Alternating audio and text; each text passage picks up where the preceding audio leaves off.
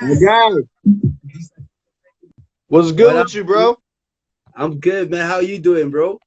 I never had a bad day in my life, man. Oh, yeah? I love the sound of that, bro. So what's going on with you, man? I'm just out here, man. Studio, working all the time. You healthy? You good? I'm good, man. I'm good. Everything is good. The family's good. The boys are good, you know, and we're just making beautiful music right now, bro. So, hard I can times. attest to that. Straight up. Huge shout out to Vincenzo too for setting this up. I appreciate you, brother. Man, that's the best manager in the world, you know what I'm saying? You got a good manager, yo. He was super professional, super straightforward, super polite. I fuck with him. It was really dope interaction with him. Appreciate it, bro. Appreciate you, bro, and everything that you've been doing, man. Man, I'm nobody. I'm just here to highlight what you guys are doing and try to give a different lens to the music from somebody who is a creator, because like so much of the stuff just goes unappreciated. Like the average listener doesn't know the effort that goes into writing a good verse and then writing and delivering a good verse and then writing and delivering a good verse with good artistic direction in the video and so on and so forth. You feel me? Right. So like it's all about y'all. I'm just a reactor.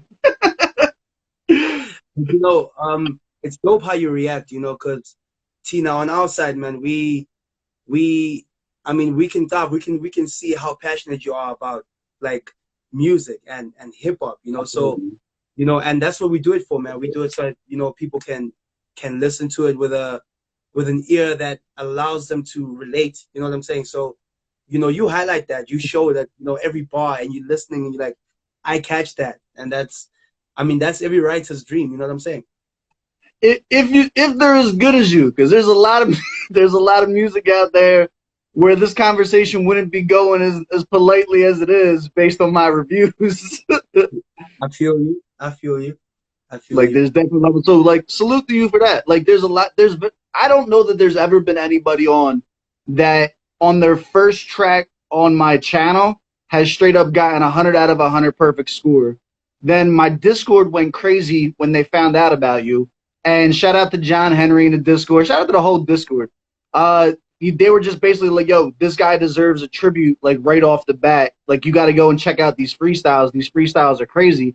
I won't normally do just like a minute freestyle for a whole video. You know what I'm saying? So like when we have a couple freestyles like that, the idea is to put them all together and put a tribute together. You know what I'm saying? If they're that good. And there's only a few artists that I've done that for. Like I started doing it with just Stogie. Like I did the Freestyle Fridays for Stogie T. Was like the first time we did that idea.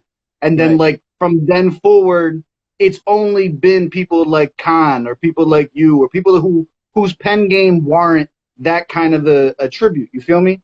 Like it's not just for everybody. So like super salute to you, my guy. Like you make your ability to write and the messages that you get across when you write is something that is needed. You know what I'm saying? Like there's a difference between rap and hip hop. And when I get the opportunity to speak to an artist who I feel as though genuinely represents hip hop culture and isn't just like a rap technician because they can make words rhyme. You feel me? Like you gotta tip your hat to that, in my opinion. That's how I look at it. Appreciate that, bro.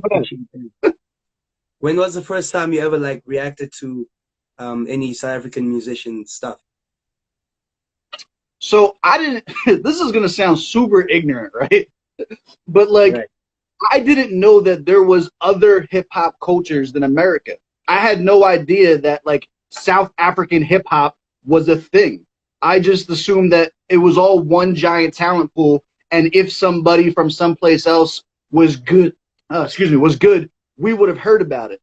So like when I was doing my reactions, a Nasty C video randomly popped up on the side of my screen for the quarantine sessions where he did I'm Sorry. I'm Sorry by Nasty C is like the scumbag anthem of the world, and that's my type of music. So I was in. I was like, who is this kid? This is fucking hot as shit. This is my vibe. I was into it. And then the comments did the rest, man. Like straight up, I would have not discovered any of the music or any of the talent that I've come across in the last 5 months if it wasn't for South Africans in the comment section holding you guys down and pointing me in a direction for what was hot and what wasn't hot. Because that would have been a one-off for me. I was like, yo, this song was cool, but I wasn't going to dig any deeper after that on my own accord. You know what I'm saying? I would have just did the next video that YouTube suggested was hot at the time. So like that was my introduction to that was literally Nasty C that got recommended, and then all of the comments and interacting with all the people joining the Discord, educating me on the culture. I ended up getting in really good with Stogie. Stogie's my guy. Shout out to Stogie T. Stogie T and Landmark actually gave me verses for a cipher that I'm putting together and shit like that. Like I've actually developed super dope relationships. I'm gonna bother you about that too when we're done with this. But like I've developed really cool relationships with a bunch of people from that. But it all started with that Nasty C John. Right. Dope, man. And how much do you know about South African culture? Probably more than any other American does right now. I've dived real heavy into it. I'm actually putting out a video explaining. So I'm creating an intro video of South African hip hop for people who are not from South Africa to explain the cultural differences. So like giving them the understanding of what Cape Town versus Johannesburg is about, of understanding apartheid, of understanding the term colored and how it's different than the way that we use it here in America, understanding the difference between using English language versus using the native languages and how it's viewed in South African culture and stuff like that. So like I want to create an entry video for context so people aren't as lost. Like I have a channel with a bunch of people from South Africa willing to explain stuff to me, and I'm willing to be educated. Not everybody has that platform, you feel me? So like I want to create a short compact video that goes over a lot of the talking points that you hear in South African hip hop to make it more audibly understandable for those who don't know about the culture to get involved with the culture. I feel you, bro. And which part of the States are you from? I'm from Philly, man. East Coast, baby. Yeah. Oh yeah. And what's the? I just wanted to know, man. What's the vibe like right now in Philly, like in terms of the hip hop scene, like? Because I know something about the States, right? Like, it like when trap surfaced, like when trap came through, it was probably popping in one place and then started catching fire somewhere else. So I'm guessing there's many different like sounds everywhere, and there's certain energy in different kind of cities, different states, for instance. So like what's happening, what's the scene like right now in Philly? So Philly is very pigeonholed, we'll say, right? Like Philly is a haven for battle rappers and punchline rappers. Like that's what we do here.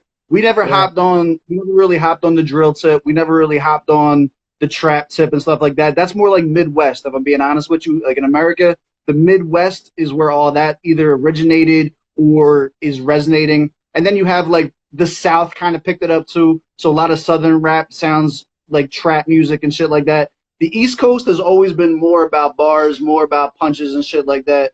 Like it's a different vibe. And right now, everyone in Philly sounds alike all the time. Like it's just, I own it. I like it. I like that we have a sound to what we do. But it's very non-commercial. It's very underground and it's very punchline heavy. Like there is no temperament here. And like one of the huge differences between Philly and South Africa, from what I've seen, South Africa is more like ATL, is more like Atlanta, because you guys support each other for the most part, from what I've seen. Outside of a few riffs and shit like that here and there, Philly's not like that. Philly is called the city of brotherly love, but we fucking hate each other. It's so sad. Like we have a very crabs in a barrel mentality, and instead of helping each other up and shit like that, we're more focused on being top dog and battling each other than creating something as a community. So it's unfortunate, but it is what it is. You feel me? I think you froze, bro. You there?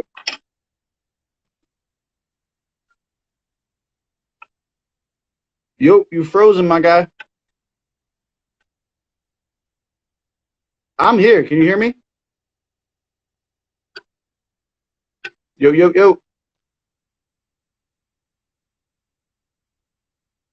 I can hear you. Your video's messed up. All right, cool. What was the last question you asked? Yo, just talk. Oh shit.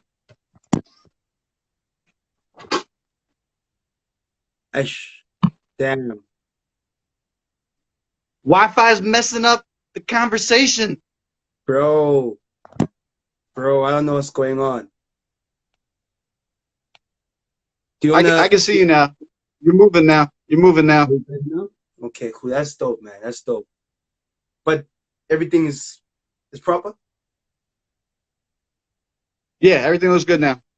All right, cool, bro. I was saying, you notice on the comments, people calling you Steve Vogel. Yeah, I got the Steve Ovo thing. Pretty early on, actually. They explained that to me, like, my second reaction that I did when I started getting people that really fuck with me and shit like that, and they broke it down. I fucks with it. It's from I know it's from, like, the second national anthem, and it's, like, one of the slang that comes out of that. To walk with, to shep. If I'm saying that right.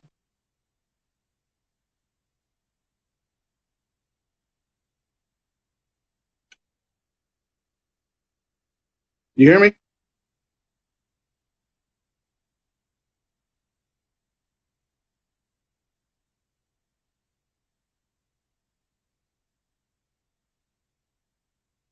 Cool.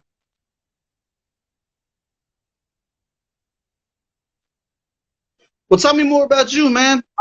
Yeah, I can hear you. Good. We got a little delay, but we're good. What's the plan? How do you tell me about how you define your music, my guy? Because like I said, like from the listener perspective, it it's been a super dope opportunity to speak with people who actually have substance. You feel me? Walk me kind Yeah. of through how you describe yourself as an artist and shit like that. I mean, I'm fair too. It's like, um, I'm just a person who sees things happening around him, and I try to document them, you know, every day. I see things, and I always feel like, you know, things need to be spoken about. So I'm that kind of person. And people label me a conscious rapper, but I say I'm not that. Yes, I'm a rapper that is conscious, but you know, uh, I don't think about deep issues all the time. You know, I'm a chilled guy. I'm a chilled person, but I see things happening around me, and you know, I just try to document them as much as possible. And luckily, I have the rap skill, you know, that I've polished for so many years that can help me deliver my message. So how would you describe yourself then as an artist? Man, that's always the toughest question to answer for me, you know? Because like, how do I describe myself? It's like I'm just I'm just a boy who really just knows how to write, and I use that power to talk about things that really matter. There's no better way that I can, you know, think of to describe myself. But you know, I think from a young age, Your PR is going crazy right Pardon? Yo, Steve. now. Yo, Yeah, I'm still you're here, good. bro. Yeah, I'm Yeah, good. I said your PR team's going crazy right now. Yeah, man. So, I mean, it's yeah, bro. Really don't really have like words to sell myself, and I think I compensate for that by just writing everything that I can in my music. You know, that's just how it is for me. I put everything. I don't tweet too much. You know, I always put my thoughts and my feelings into my music. That's me. So what's your goal there? Because like one of my biggest criticisms of South African artists so far has been that it doesn't seem like there's a very strong marketing sense. Like when I was going through like A Reese's catalog and stuff like that, he didn't have the same handle on social media, so it was like hard to find them and tag them and stuff. There's no centralized hub of YouTube, like a YouTube page where all of the work is put. It's all kind of scattered, And from a marketing standpoint, like not knowing how to like properly like market yourself and not maybe not knowing, but having not put the time and thought process into it, it's going to hinder how big you end up becoming, right? Like someone who's like, if you're telling me like, hey, I don't tweet that much, I don't post that much, you know what I mean? I get that, but it's definitely not helping get your name out there. It's definitely not helping your exposure overall. And for everybody, that's not the goal. Not everybody has the goal of being the next Michael Jackson and being the next Tupac. You know what I'm saying? Some people just want to do their thing, and if they get famous, they get famous. What is your goal? What does the end game look like for Touchline? Right, I hear you. When I speak about tweeting, right, I'm not talking about the actual marketing of it, because I'm all over Twitter, right? The only thing is I don't take thoughts that I can reserve for my music and put them on Twitter, because I feel like a song will always outlive any words put on social media. So what people do is they get on Twitter, acting like they react. That's a T-shirt. my music will outlive any tweet. There you go. See, put me on the marketing team. You know what I'm saying, bro? I feel like, you know, what am I going to write about in my music if I'm always just giving people my thoughts on a tweet? So what I try to do is I limit, you know, I don't go on social media and talk too much, but I definitely feed people music all the time. And, you know, I'm constantly posting videos. That's how I came up. You know what I'm saying? A lot of things that you saw on YouTube were freestyles. Things that I'll do today, record them today, and record the video literally in the morning, and then I'll just post it, you know? I'm that kind of person. The goal is obviously to see how far we can take this music thing. I mean, for me, because I tell authentic South African stories, I try to, my biggest thing is to try to take that global and see if people from a global perspective can find interest in what's happening in South Africa. And that's my goal. And that's why I package it in a South African way. You know what I'm saying? And, you know, I do a lot of freestyles. You know, I'm very comfortable in rapping in English. I'm also very comfortable rapping in my home language, which is what I'm most known for here in South Africa. And there's a shortage of that because many of the kids have now taken to sounding American, you know what I'm saying? And that's been a big little like mind-boggling thing because, you know, it's like what's being imported to America. It's like there's so much of that already, and America is a big place and it's got a lot of talent. You know, how do you stand out? And I think that's just, you stand out by being authentic, and being authentic for me just means staying true to yourself, knowing where you come from. And, you know, everybody has a different perspective or perception of it. But for me, it's always been to represent Ublogishi, Skasi, Ntwani Yase, you know what I'm saying? And these are, you might not hear what I'm saying, but I got you. You know, I got you. It's important. It's really, really important. You know what I'm saying? I'm gonna ask you two hard questions about what you just said. All right. Right. So first of all, shout out to my guy Jimmy Wiz. This is coming from a tweet that Jimmy put out. That's my guy. Huge shout out to Jimmy Wiz. That's my guy too. Yo, I'm gonna get on here. I chopped it up with him on live one time too, and we had a good time. I dropped some bars for him. We were like kind of like going over just basic hip hop talk. But Jimmy put out a tweet where they're talking about what you were just saying, right? In that, start blaming South African media for pumping the American sound into the culture, as opposed to pumping more of the South African origin sounds into the culture. And he got some pushback. I read, you know what I mean? I shut the fuck up when the conversation doesn't have to do with me, obviously, but I read it and I try to understand it. You know what I mean? So, right. Like, I can see both sides of the story here, to where it's like, hey, hip-hop has become big enough in South Africa that you can go and seek out the sounds that you want to listen to. You don't have to rely on the media, because the media has been garbage everywhere. The media is garbage in America. The media is garbage in the UK. Like, the media is the media. They're going to sell pop records and that's it. Where do you fall on this? Where do you fall on, do you think the media should be pushing a more localized sound? Do you think it's up to the individual? do you think that there's some kind of like, there should be some homage paid since like where hip hop originated from? Or do you think that South Africa has created their own sound, their whole own category, that there should be more of a focus on that? I know it's a lot to unpack. It's a big question, but Right. it was a very, very intellectual read as I was going through it. And I just want to see what your take is. I'm not rushing you. Like, let it process, you know what I'm saying? But like, what is your thought process on that overall? I think what Jimmy said is very true, bro. You know, if you spend some time this side, even if it's just a week, what you're gonna realize is that you're gonna see a lot of America here. You know, you're gonna see a lot of it here, and it's not our fault. You know what I'm saying? It's really not our fault. I mean, there was a time where every music video that you would see, you know, would be American, and then you'd find a few South African music videos on the popular channels. That is slowly began to change. But I mean, if you listen to me, I've got a little bit of an accent, and that's because of where I learned English. I didn't go to an English school growing up, so where I learned English was through pop culture, media. You know what I'm saying? So, and what's being fed to us is the Americans. And if I'm learning that as a kid, you know, I'm gonna start speaking like an American. You get what I'm saying? And that has been the whole thing, man. So even Jimmy was talking about that. He is so right, and he was the first person to articulate it like that. Because everybody criticizes South African artists for not sounding South African, but he's right. Nobody ever comes and says, yeah, but we as the media, that's what we've been feeding you guys your entire life.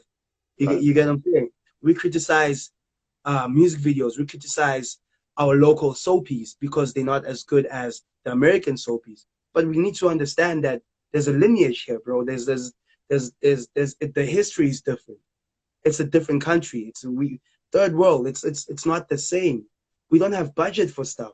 Artists here don't really have budgets for music videos, right? Unless they're in a label, right? Which is another conversation altogether. And it feeds into your marketing conversation. Everybody tries their best to do the research, you know, or maybe they don't. I don't know. But you see, the people that hold the key to the formulas are the labels, for instance, right? And every kid is self-taught. Every kid is recording themselves in their studios. Every kid is pushing their music, their videos online by themselves. There is no manual.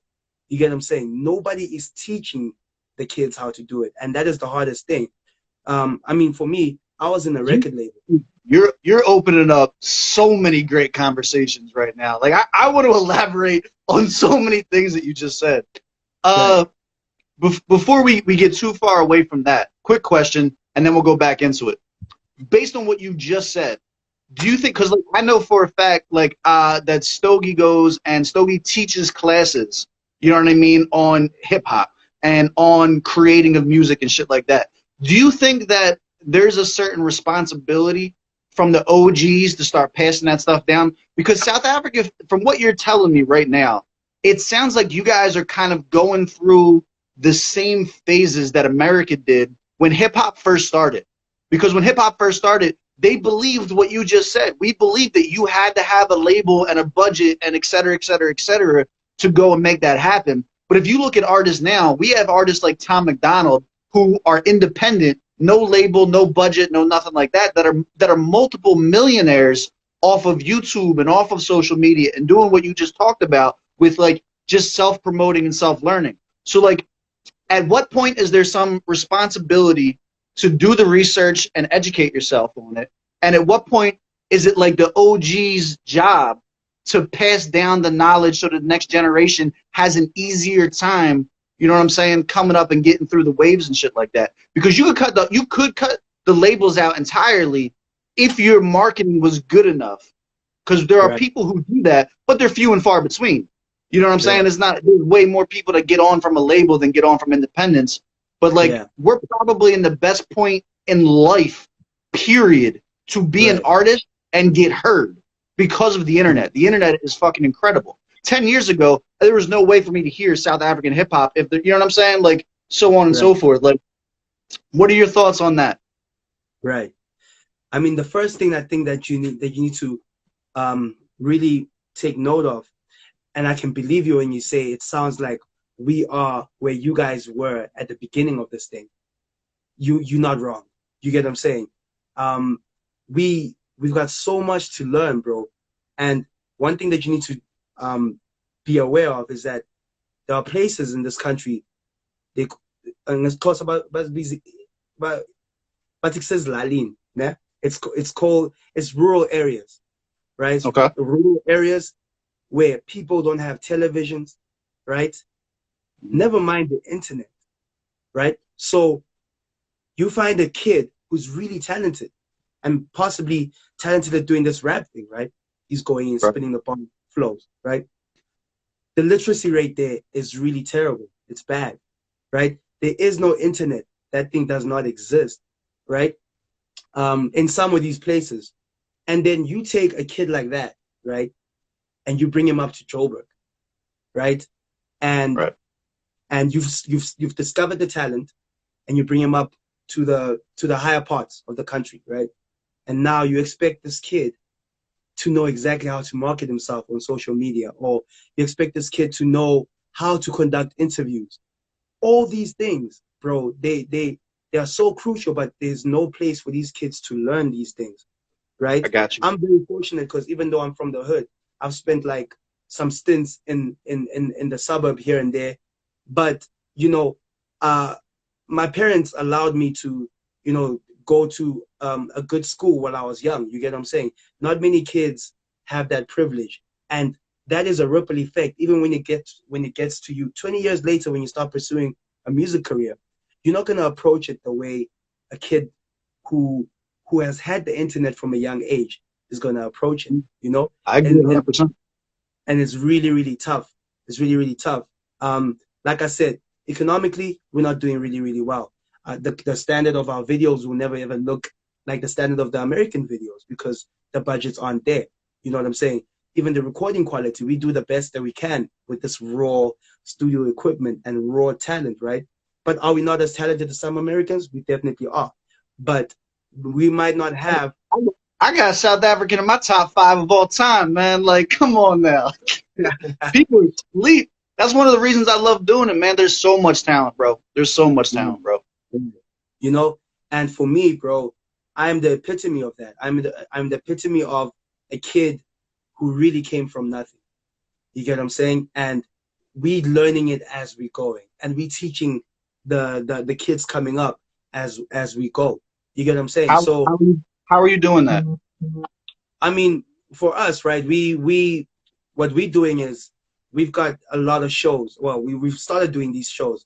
Remember, I only started popping last year, so I'm only getting a lot of the. I'm early on the wave. Okay. Yeah, you know, I'm getting some of the power to do certain things only now, you know, and we've started doing shows where we, you know, are putting on young talent. We also got groups where we try to teach kids how to push their music. You know, I mean, my manager Vincenzo, he manages me, solely me, but he has he put his number up on my Facebook page. Now my Facebook page is like 40,000 kids that take that number and they all text him. You know what I'm saying? And he tries to speak to all of these kids, right? And he tries to educate and share opportunities as much as possible. Sometimes I can't do that because, you know, I'm obviously in studio all the time, but I know very well that I've got a team that is communicating with the kids. You know what I'm saying? I communicate with the kids on my social media, and I try to be as helpful as Vincenzo is with this whole thing. Obviously financially we might not be where we want to be, so we might not be able to help as much as we want to help. But in terms of intentions and effort, I mean, we are up there, especially for my hood, Tembisa. You know, I try to put on for Tembisa, and I'm sure you've heard it so many times in my freestyles. I say Tembisa because that is my hood. You get what I'm saying? So it's really tough. We're not getting any support from anywhere.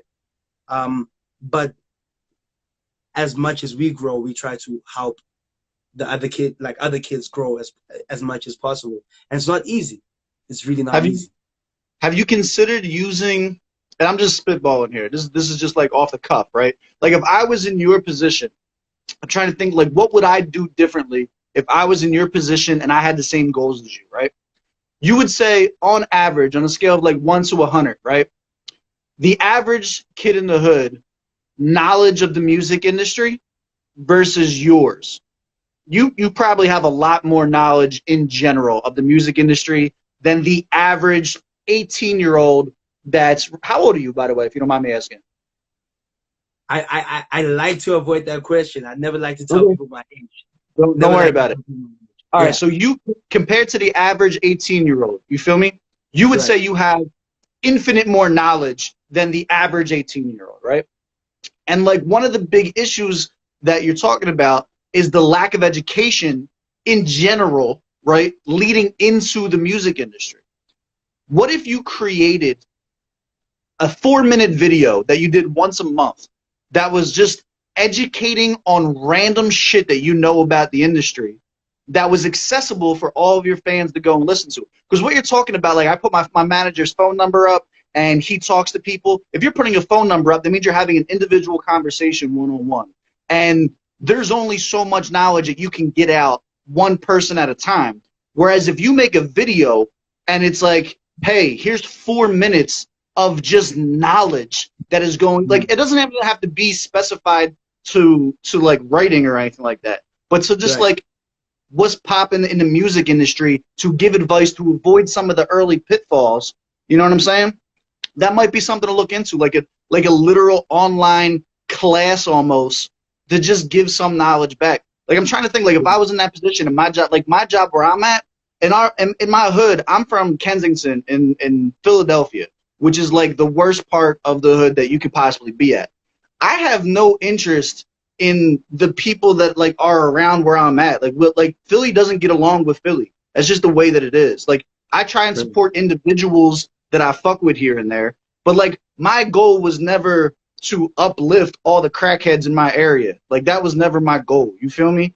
So like if you're saying, like, yo, I want to uplift an entire area, you have to have a vehicle that is going to allow you to reach that many people that an individual phone number will never be able to do. Is that something you guys would ever consider doing? Like just dropping knowledge in an overall platform like that for people to go and check out? Right. So me and Vincenzo and the rest of Team Touchline are working on a project called Manager's Playground. So it was Vincenzo's idea to start doing videos, you know, from a managerial perspective, the things that he knows about the industry from a manager's perspective. So that's awesome. It's in the works. In fact, Vinny shot the first episode yesterday. So nice. He's already shot it. He shot the first episode.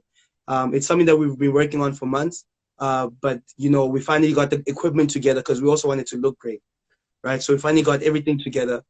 And he's already done episode #1 of the Manager's Playground. And that's where we're going to be talking a lot Shout about. out to the dude, though, man. I like him.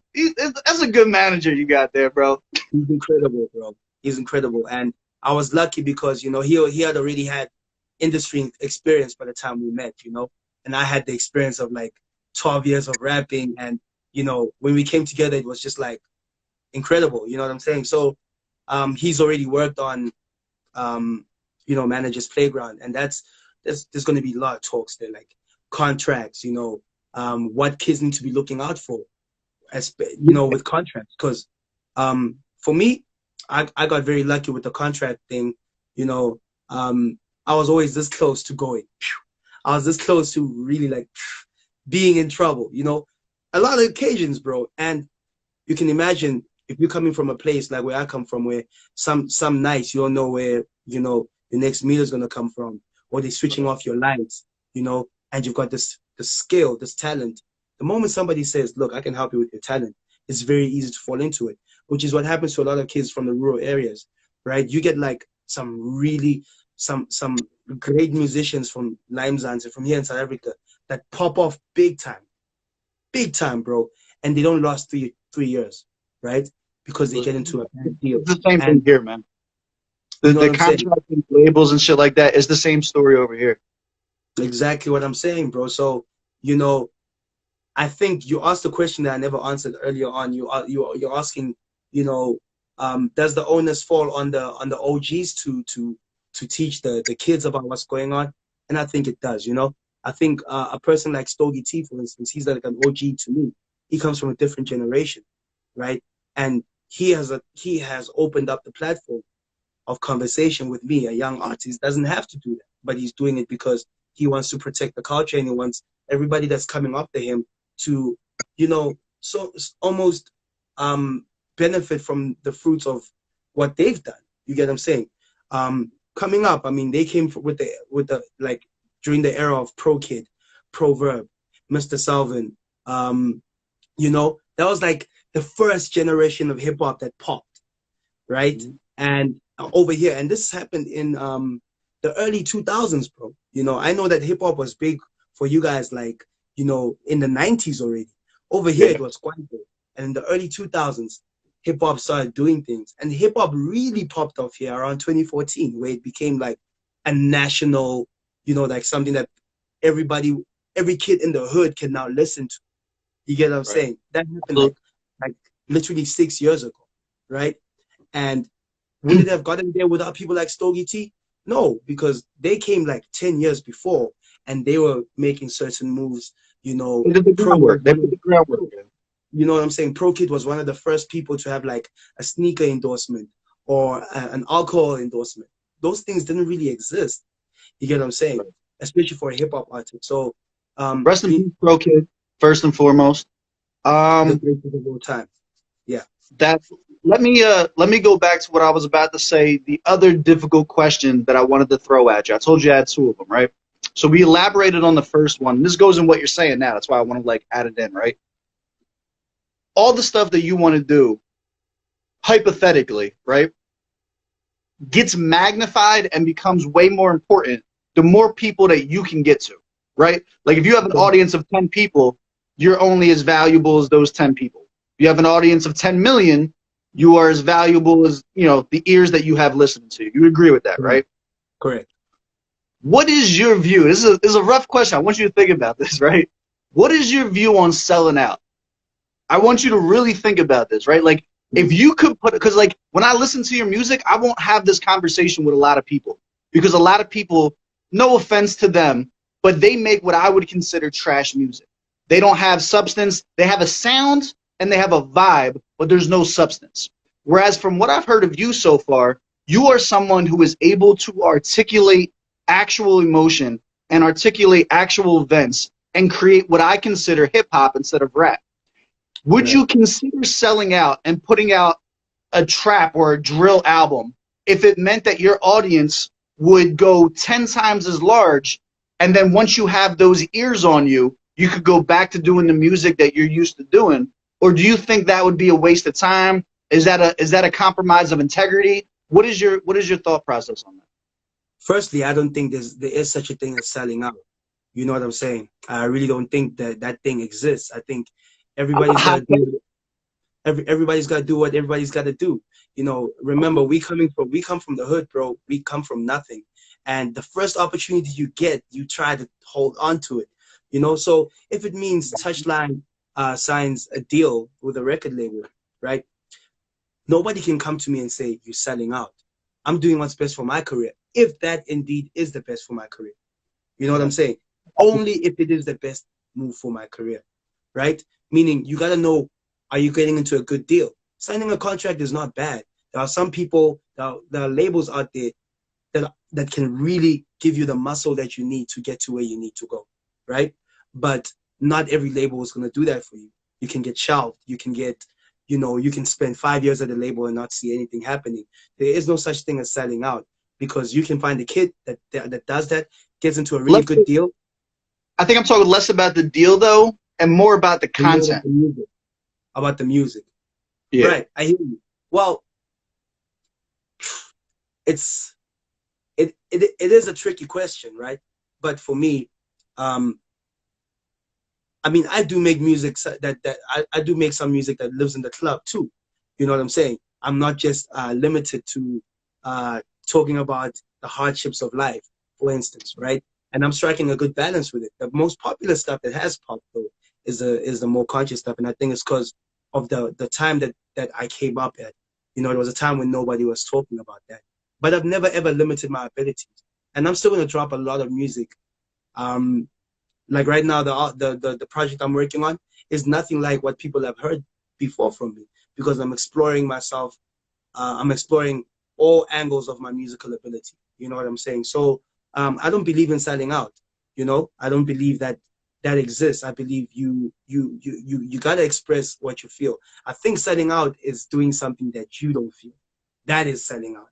But if you feel like that, I mean, if you feel like this is another extension of my abilities, then you definitely have to do it, because you'd be robbing the world if you didn't do it. And nobody can do it. Would you sell out? Would you put out something that you didn't believe in for the numbers, for the sake of the viewership, for the sake of popping? I would never ever say something that I don't believe. I would never ever, nobody can ever say, be racist towards Steve so that you can pop.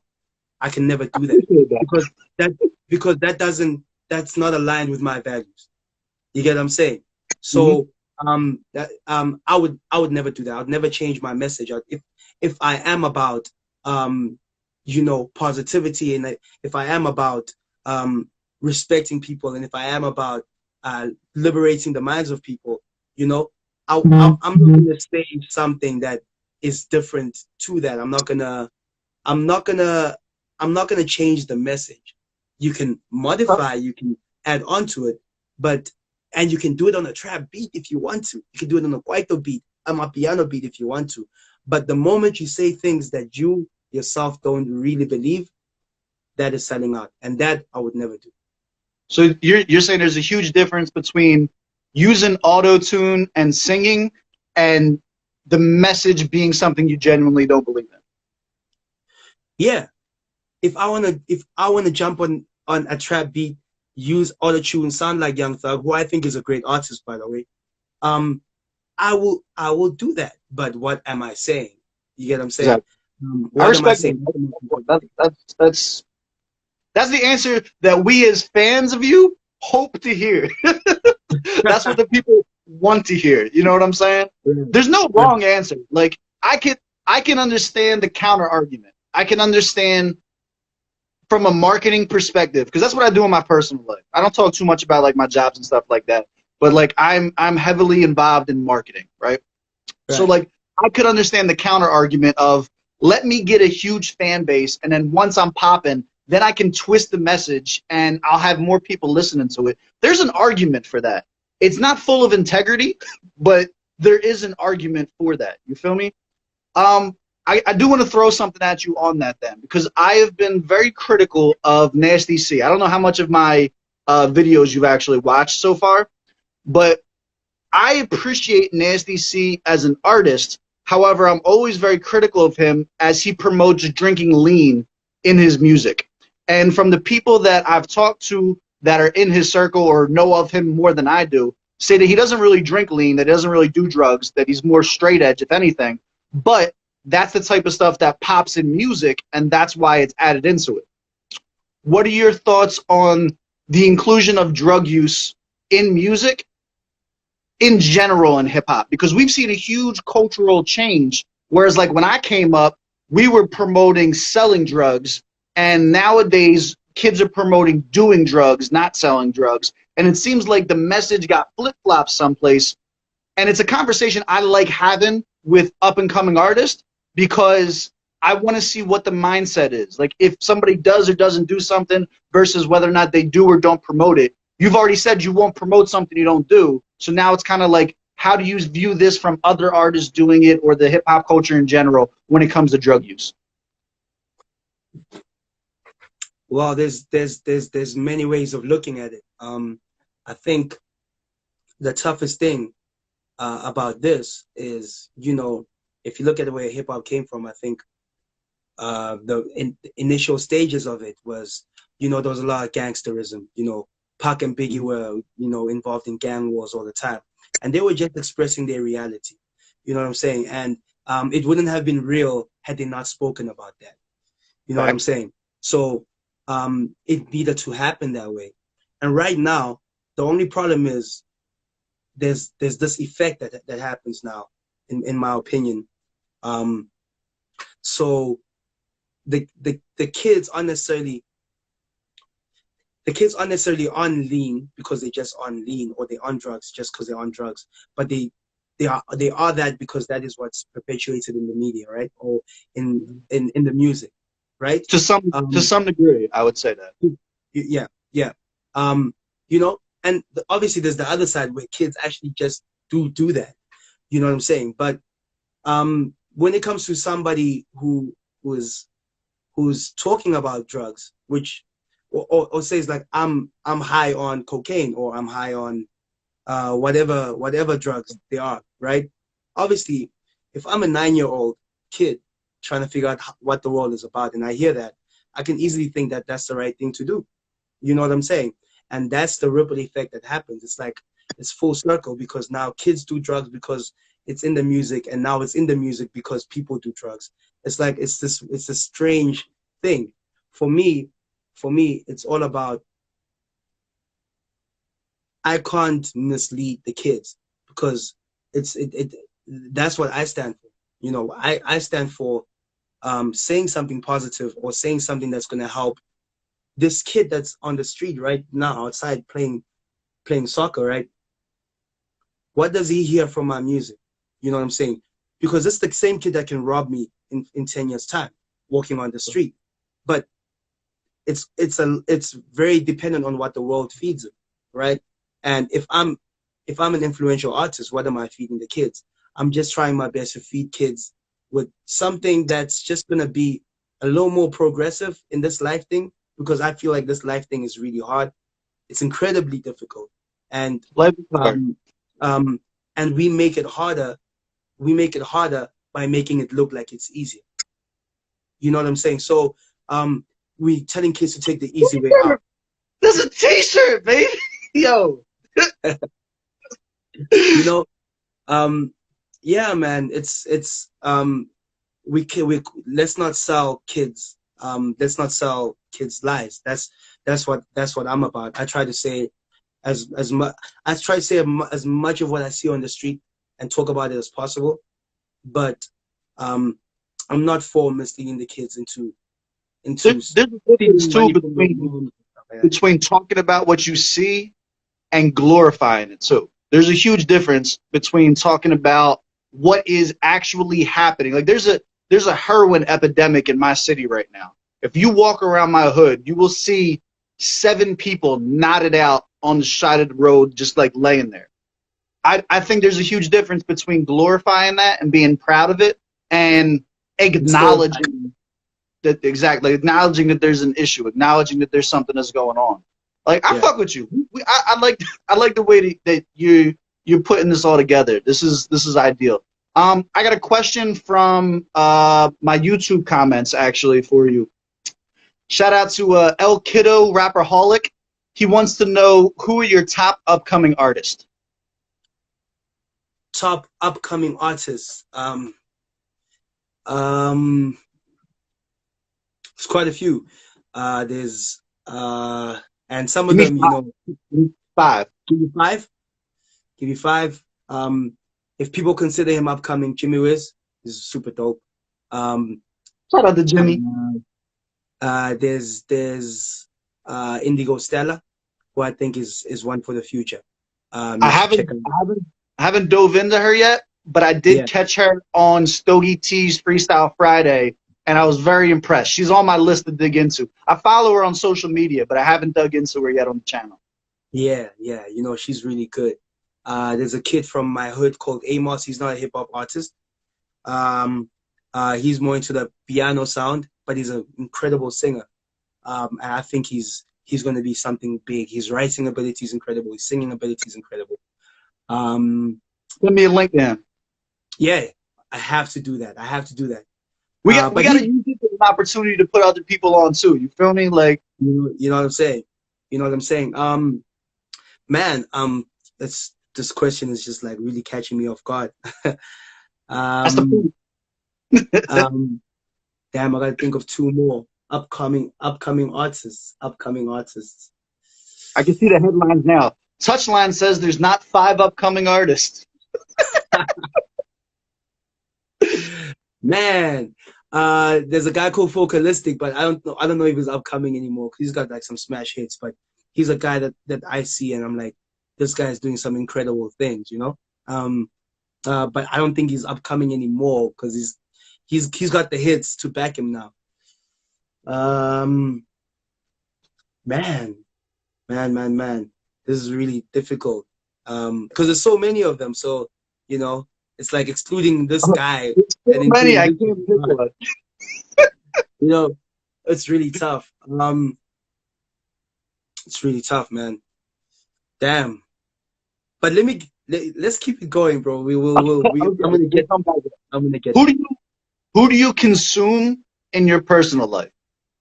Like if you put on your headphones right now and put your playlist on shuffle, what are the names we're gonna come across? You're gonna hear a lot of old school music. You're gonna hear some Letambulu. Letambulu is a legendary lady from South Africa. You're gonna hear some Sanel. Sanel musician. That's his name. He's a house DJ. Producer too. You're gonna hear something Soweto. And I think that what you're catching from this that you're hardly gonna hear any rap music. And that is my day-to-day playlist, bro. I hardly play, hip hop. And maybe it's because, I try to pave my own lane and I try to limit the influences, especially from other rappers, because it's easy to sound like other rappers.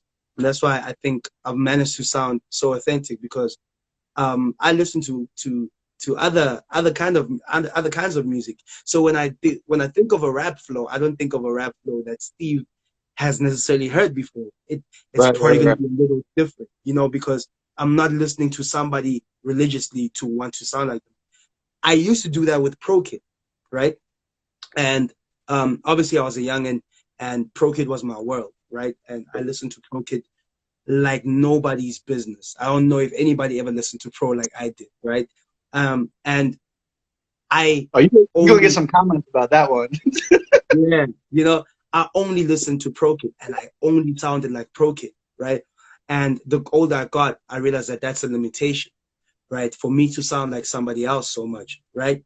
So I started like having to starve myself from Pro's music a little bit because I need to find my own identity. And thank God I did.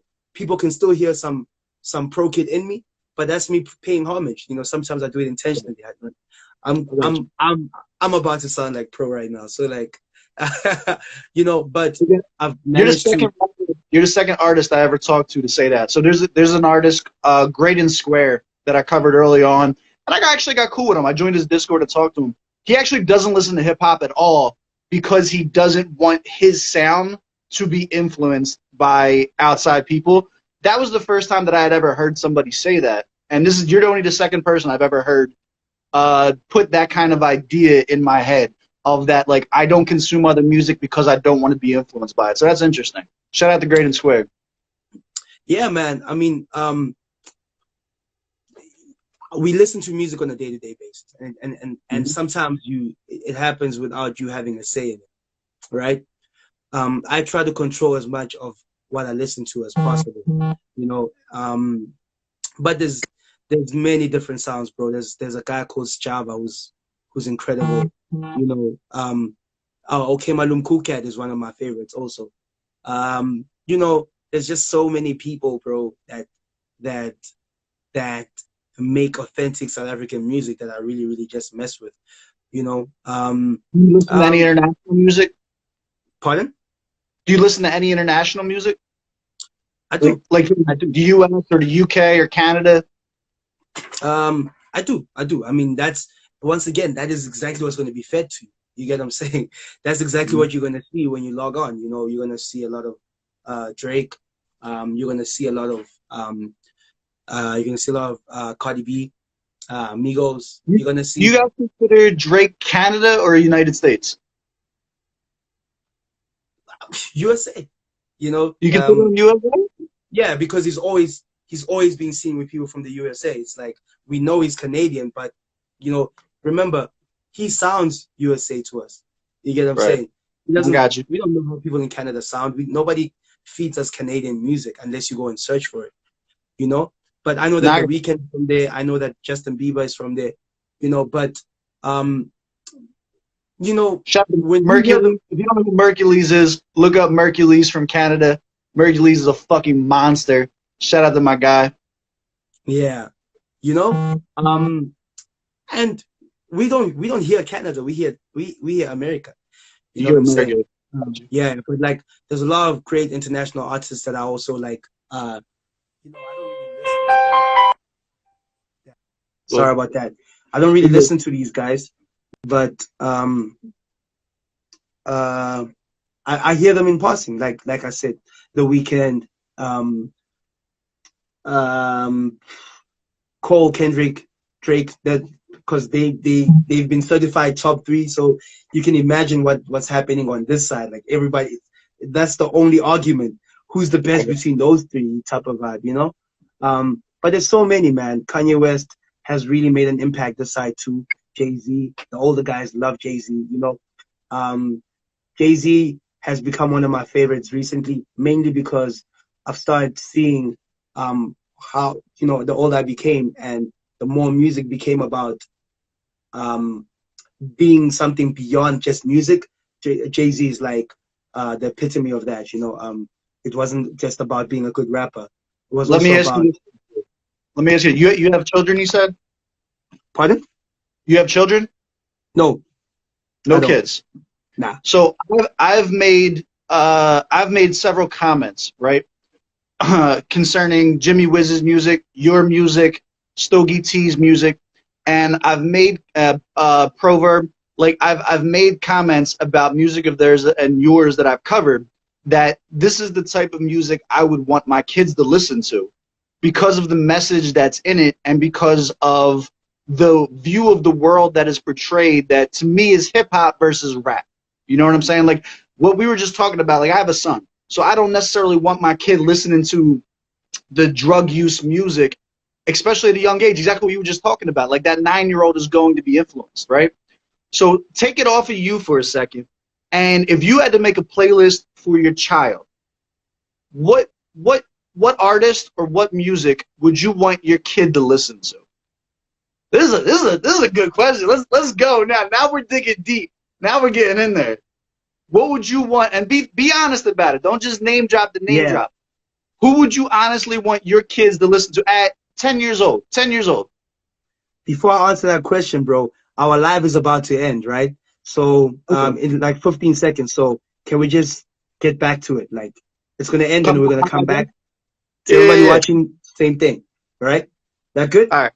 Yeah. Perfect.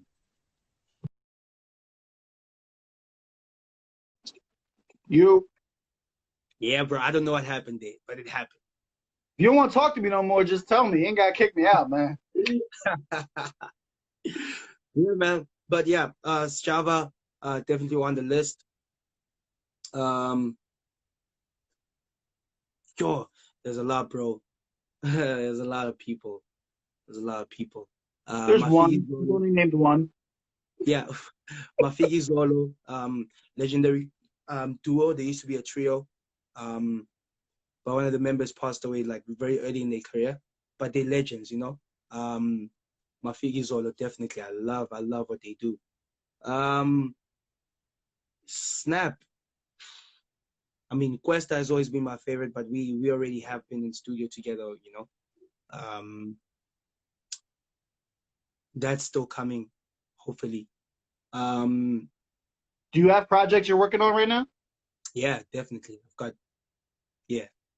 Anything you can let slip? I need some exclusive information. What's something you can tell me about a project that's coming out that nobody else knows yet? This is the first time they're hearing. I need the people to love me for something. You know what I'm saying? Let me see. Stogie T is on there. Let's go. Shout out to Stogie. At least that's something, right?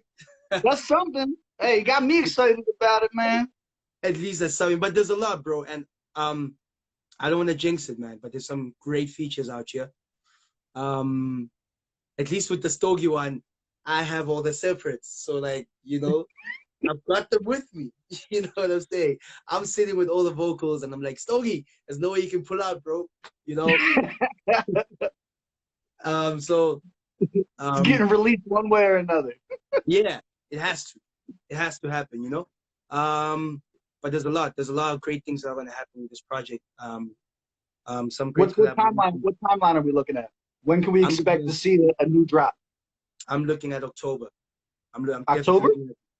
Definitely looking at October. 20 Flow, the real ones know, you know? 20 Flow. Because I have... What vibe is it?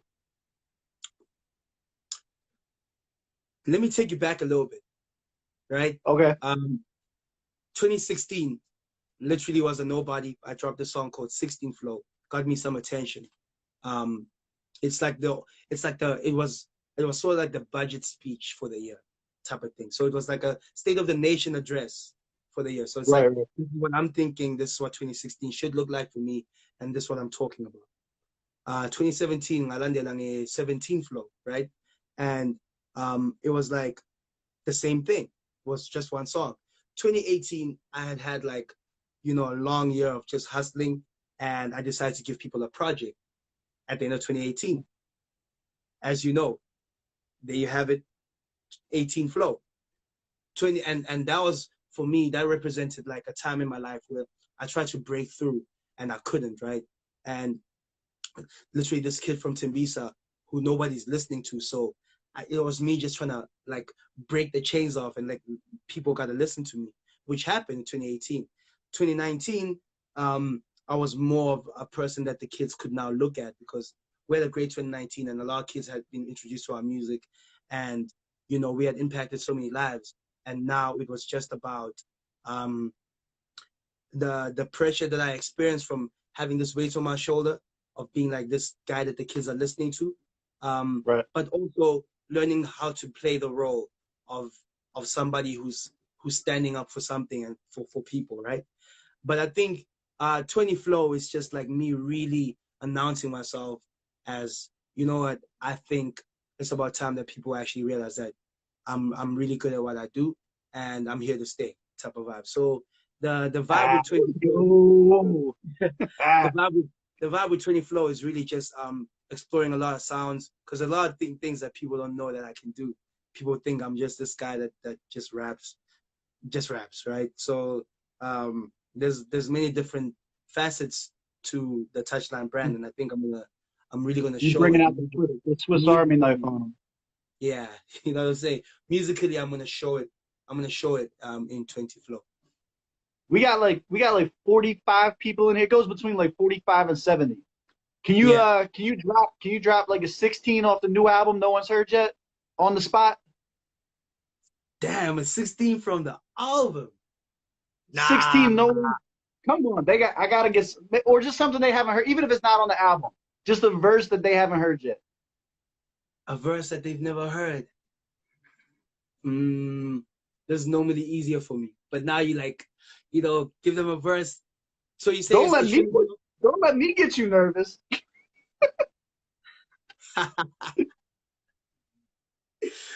Oh man, but I think you gotta pay back whoever you owe, and know that you owe love and respect to whoever you know. They call me a prophet. That's as far as my revenue goes. Maybe if I'm lucky, then they'll love me forever. Who knows? I'm up and I'm setting new goals. Got it, I gotta have it. I see the bigger picture. My view is panoramic. I see it, I gotta have it. I need it, I'm like an addict. How long has the boy been at it? My rise has been automatic. Sheesh, pain in my hands, just pay me my bag. I lifted the hood, that explains all the pain in my back. Yeah. I'm losing a little bit. It's something. You gave us something. I appreciate it. We can really take it top of the dome, because, you know, me and you are worlds apart, but this shit feels like home. And I'm coming through, you know, when you're in Rome, you do what the Romans do. Touchline. I really feel like home to you. So I'm coming through with the flows, greatest that you've ever seen. And right now I'm feeling like greater than I've ever been. Fire emojis on the comments. Touchline never lost it. Touchline, ice on my neck, I gotta defrost it. I'm joking, but I'm really not. Touchline chain, touchline and the hippie. Steve Bussa, please explain what is really going on when you're out there in the States and you have to come to South Africa to find someone that's really great.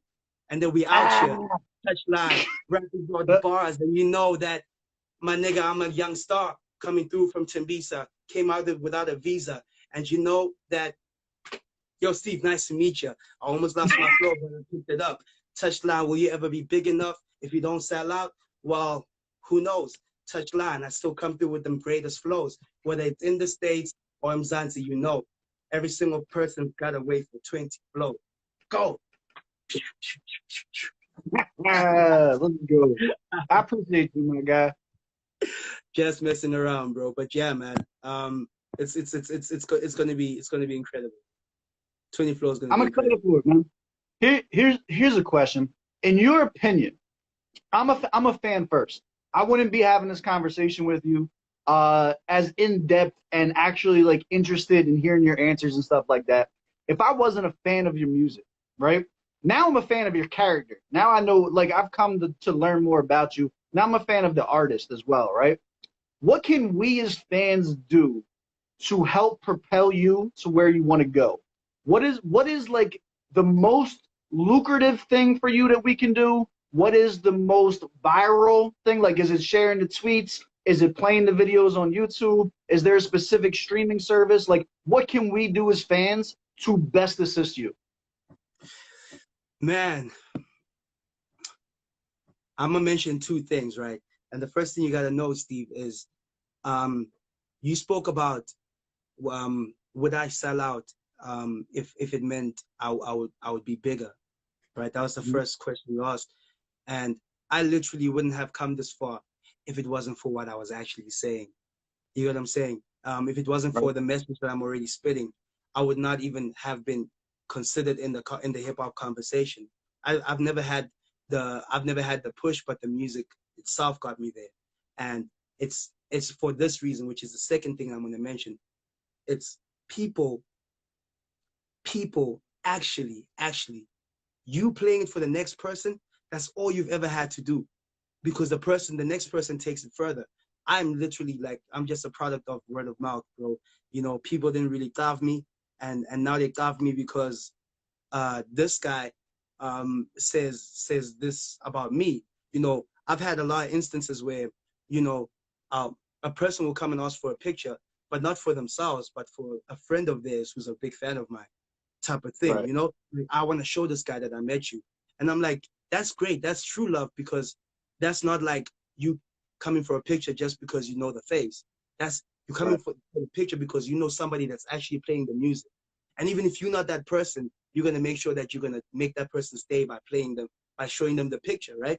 So what my fans have always done, bro, you know, is just share the music, and they put it on their WhatsApp statuses, they put it on Twitter, they put it on Instagram. But I will never ever stress how important it is to just bump that stuff for the person that you're sitting with. It's remarkable, bro, because I gain fans every day from that. Sometimes I don't even have to do anything. It's just because somebody out there in the world is bumping the music. I remember when I dropped 18 Flow, there was this huge spike, right, of like my Facebook followers, right? I didn't understand why, because I wasn't promoting it that much. But I realized that the kids were sharing the stuff at schools, right? Right. They were sharing the music on their phones at schools. And then the kids would come back to find me on Facebook. And that's the most beautiful thing, bro, because that's real love. That's dope. So there you guys have it. If you wanna support Touchline, bump that shit in your cars while you're driving down the street. Let somebody new hear. Facts, bro. Facts. All right, let me ask you this: have you watched the videos that I made on you? I did, bro. I did. That the latest one I watched maybe 10 minutes after you put it out, bro. I appreciate that. So when I break an artist down, right? It's never with the intent to say anything positive or anything negative. the intent is always just to be as genuine as possible when listening to somebody and try and give constructive feedback that is clearly biased based on my preference. Music is such a preference. You know what I'm saying?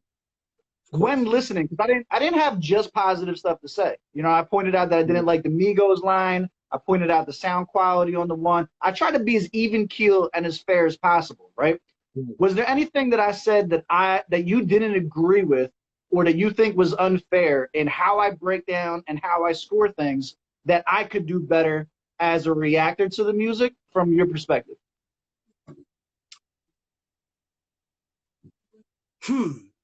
Because I've only listened to you reacting to my stuff, right?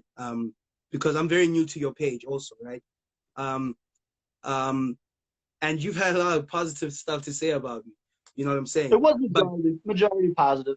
Yeah, you know, I'd have to see you in a different setting, maybe where you're judging something that you might not really be a fan of. For instance, a genre that for instance, you love real rap. So how would you be in reacting maybe a skr boy, you know, or like, you know, like, oh, you know what a skr is? Skr is like the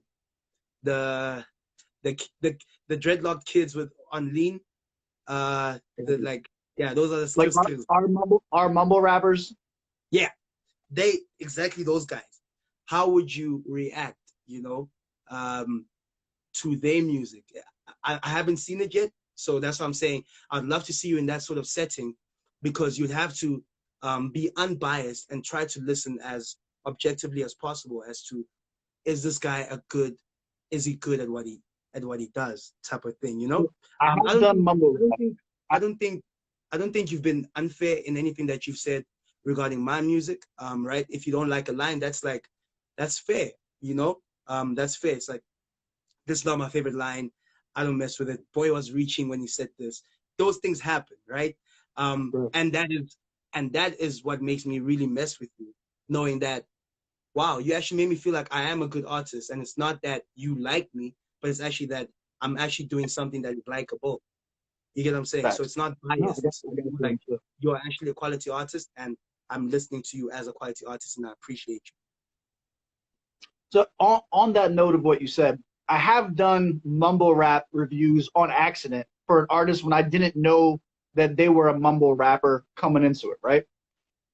This is probably a dope conversation to have with you. So my views on this is, I don't shit on mumble rap. I don't shit on mumble rap. I don't shit on any type of music that I don't believe I'm the target audience for. I think that the people who listen to the mumble rap and stuff like that are a lot younger than me. And I think our parents probably looked at our music and felt the same way about our music that we feel about the next generation of music that's coming in. My job as a review channel or a reaction channel, or just someone who loves hip hop in general, is never to shit on somebody's art. I get that I don't get it. You know what I'm saying? I'm smart enough to look at it and be like, they weren't fucking thinking about me when they made this shit. This is for an entire different, this is for the TikTok generation. You know what I'm saying?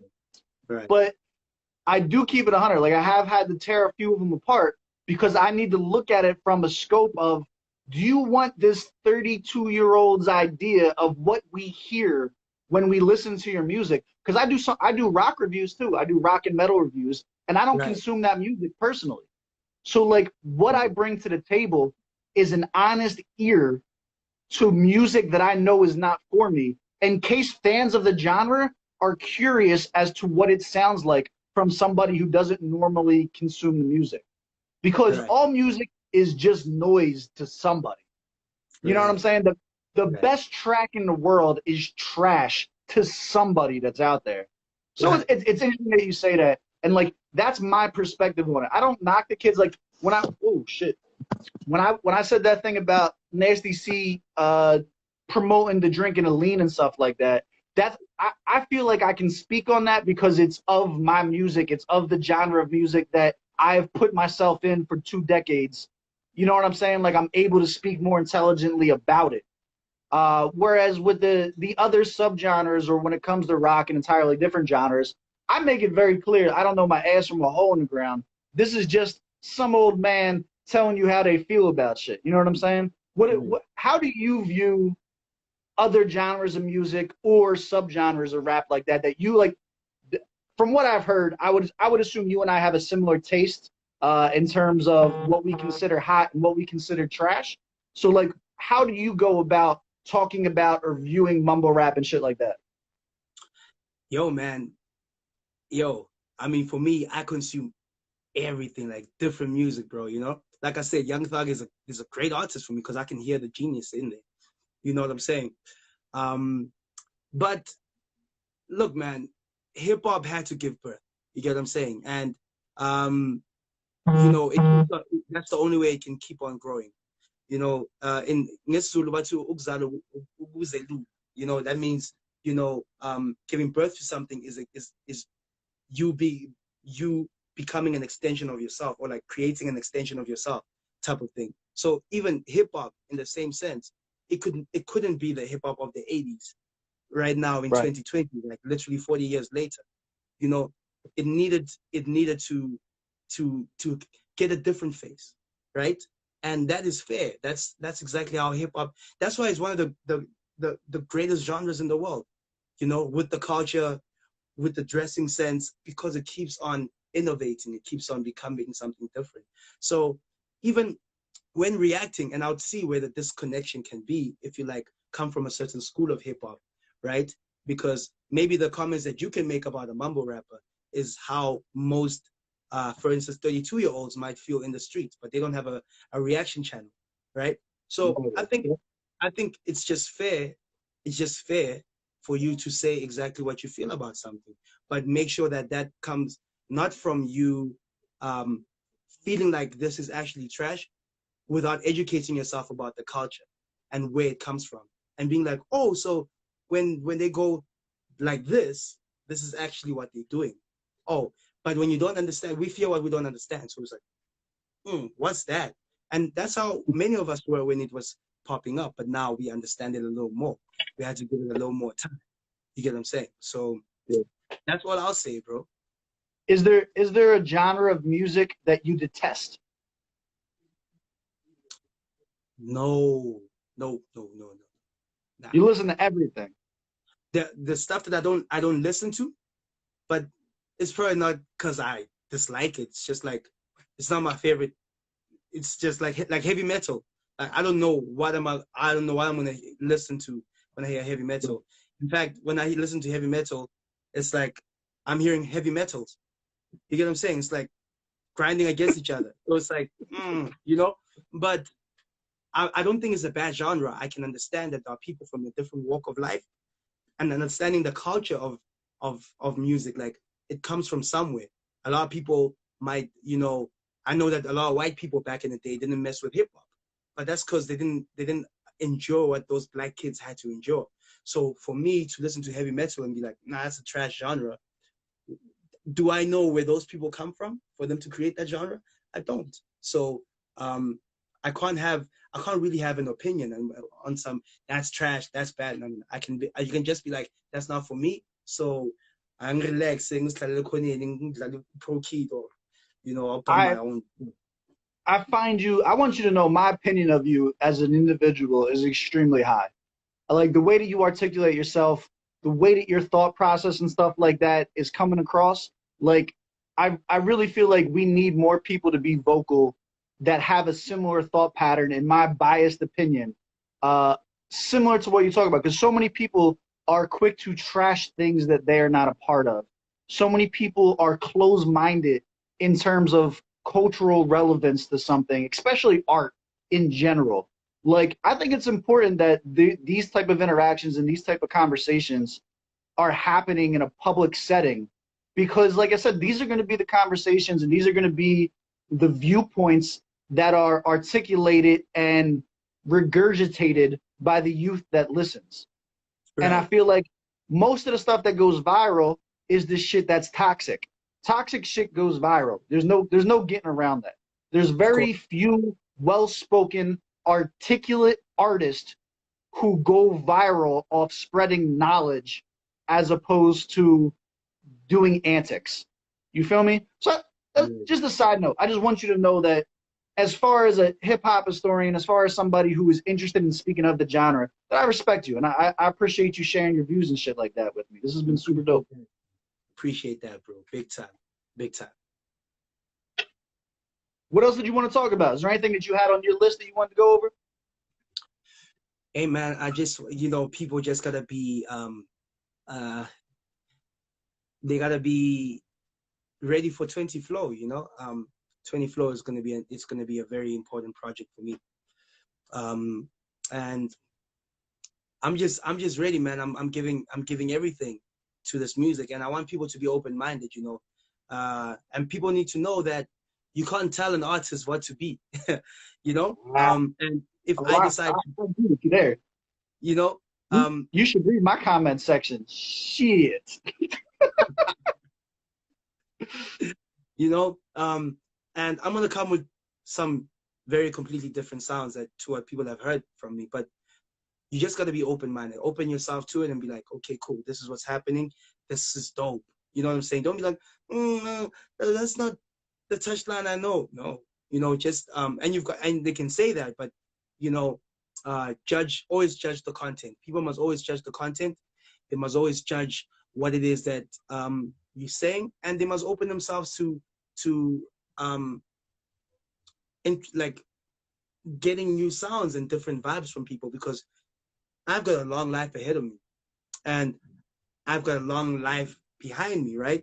And what I've experienced, though, like in these years of existence, is not completely heartbreak or poverty, or that's not all I've experienced. So right. People should look forward to me talking about that, because I've got more to me as a human being.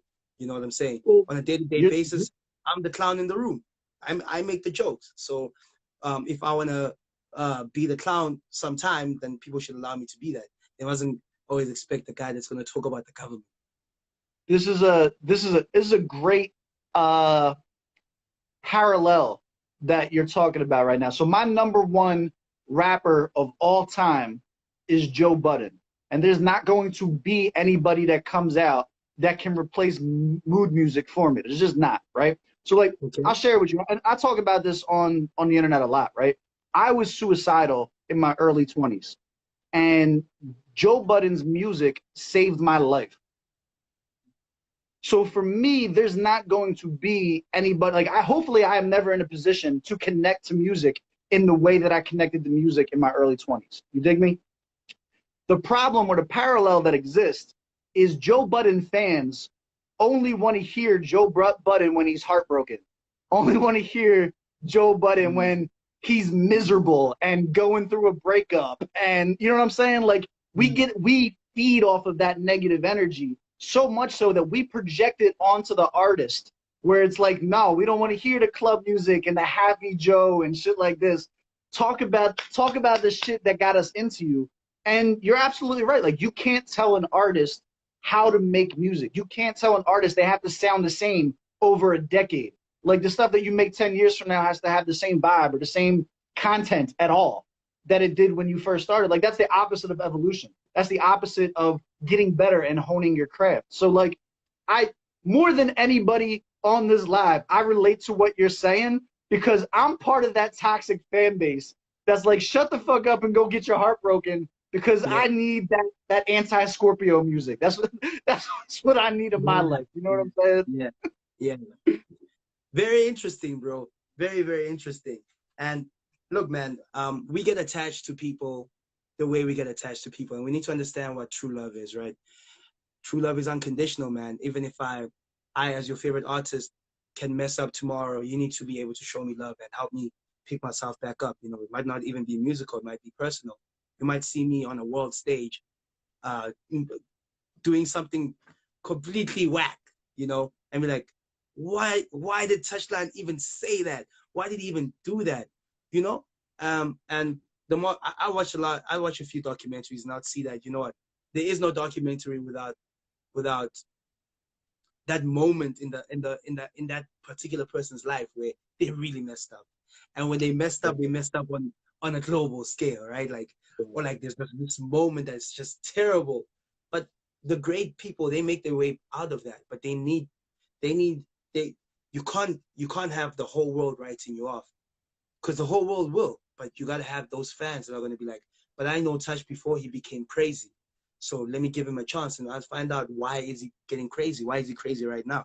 So that's why I speak about unconditional love, and I feel like artists need that, because we human beings, right? And I see there's a difference between real fans and fair weather fans, right? and what fans? Fair weather fans, like they're like you have real fans and you have sometimes fans, or you have like real fans and you have surface level fans. Right. All right. I feel you. Yes. Big difference.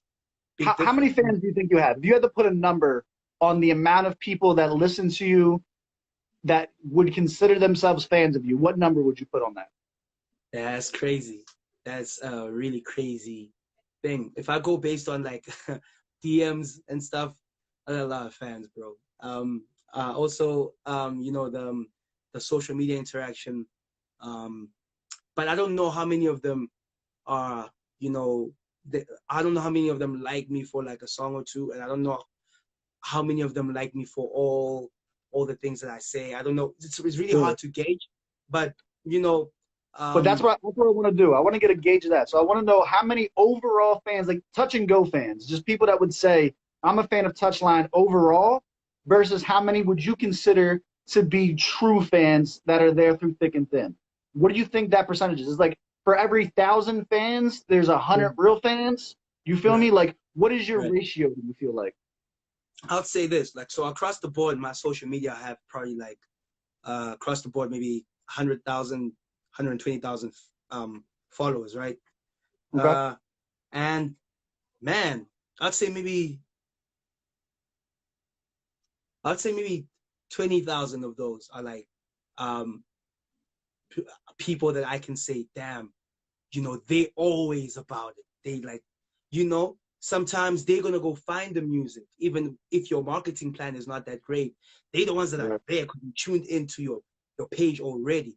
And I know, and there's a few of them right now on this live. I know them by name. You know what I'm saying? So shout them out. Like, shout out the fans. Shout out the fans live right now. I can't see the comments. I can't see any of the comments. I feel you. But now, what happens when there's a kid out there who's a religious fan of yours, and maybe I just don't know it, and I don't shout them out. So I don't wanna, but I see you. You're too nice. This is your merchandise opportunity. Now you got to sell a T-shirt that says Touchline True Fan, and then you'll know based off that.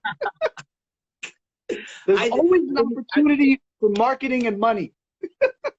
True. Maybe I won't have like a Touchline True fans, but I'll have like a Touchline Only fans because I'm the naked True. I'm not going to be on that one, but I support you, my guy.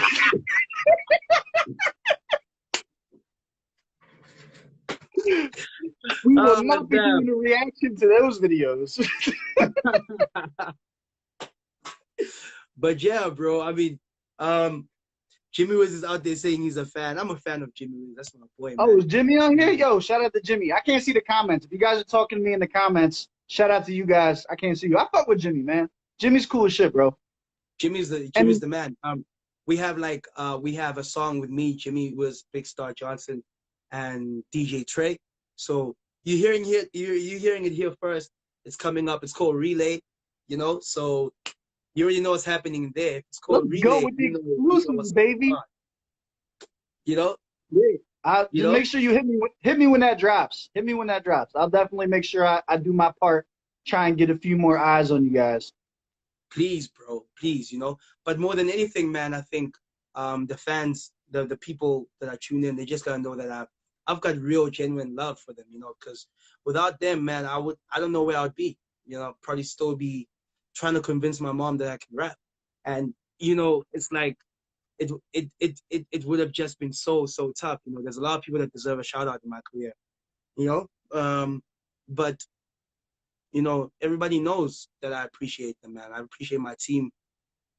Vinny, he's always out there, you know him, Vincenzo, like, always gunning. He's always putting in mad work. I've got my boy Sloveno. I've got my producer Lunga Lohateve. I've got Shakespeare. I've got Shout out to the Nemo, team. Muzi. I got the whole team, bro, and everybody pushes so hard. And there's extended members of the team and extended fans that have become, you know, like friends of mine, type of thing, Like, you know. like you got a street team. We call it a street team. Yeah, yeah, yeah. I've got a street team. You know, not one that I've created myself, but just people that have Right. made themselves people that are gonna push the gospel. You know, they just pushing the music. You know, they pushing it so much. So, man, it's like for me, this journey has been so beautiful, and it's taken long, but like it's been great because there were always people that believe, right? When nobody else looked at it and saw something, there were people that were like, bro, you can actually become something, and we're gonna support you for that very reason. And you're really talented. To some people, Would I'm the you? best rapper in the world. To some people, I'm not anything. So I appreciate the people that give me that energy, and I'll always give it back. Have you ever come close to quitting? Yeah, I've quit before. Really? What happened? Um, there was a time where, you know, in 2014, when hip hop really popped, right? There was a certain type of hip hop that was popping, and I didn't feel like I fit in. I felt like, Put your camera down a little bit. I can't. can you see me Hey. now? Yeah, yeah, you're good. You're good. Um, okay, there we go. Ish. Maybe I might have to hold this thing, but yeah. So 2014, you know, I quit because I listened to all the sounds that were happening, and hip hop was now booming. And I was like, damn, but I can't sound like that. I tried it. I tried to sound like what was happening. There came a time where I felt like, you know, and it was after some performance where the crowd really didn't feel me. And I was like, you know what, gents, I was in a crew called Black Storm at the time. I remember we were in a huddle at the end of that event, and I was like, gents, I think it's about time I call it quits. You know, I think I'm gonna go back to football, soccer. Um, I was like, you know what, I think I'm out, guys. I'm just gonna focus on my soccer playing career. And I was out, literally out for like maybe a few months, man, like 7, 8 months, no rapping, nothing. You know, I had Are decided that you that's are not my you a life better anymore. rapper or a better soccer player? I would say I'm equally as good. I'm a better rapper now than I've ever been a soccer player because I've put in more years into it. You know, but I was a really good soccer How many years would you say? of rapping. Rapping, yeah. 12. 12 years? Yeah, Okay. yeah, yeah. Yeah. I started from a young age, but I was like rapping. You know, but Straight yeah, up. man.